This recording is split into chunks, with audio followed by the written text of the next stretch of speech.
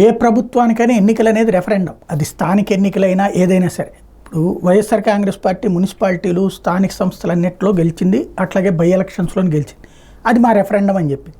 అదే సందర్భంలో ఎమ్మెల్సీ ఎలక్షన్లో ఓడిపోయింది, గ్రాడ్యుయేట్ ఎలక్షన్స్లో, అది మాకు రెఫరెండం కాదు, మాకు తప్పు లేదని చెప్పింది. టీచర్స్ దాంట్లో మేము గెలిచాం కదా అంటది.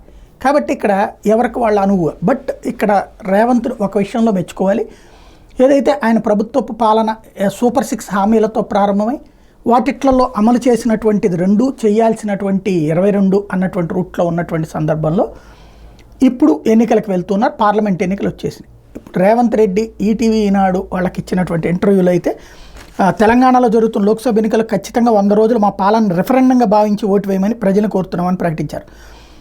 ప్రజా తీర్పు ఎలా ఉన్నా గౌరవించాల్సిన, గత 4 నెలల్లో మేము అందించిన పాలనలో అద్భుతాలు చేయకపోయినా తప్పులు మాత్రం చేయలేదు, మేము బలంగా నమ్ముతున్నాం.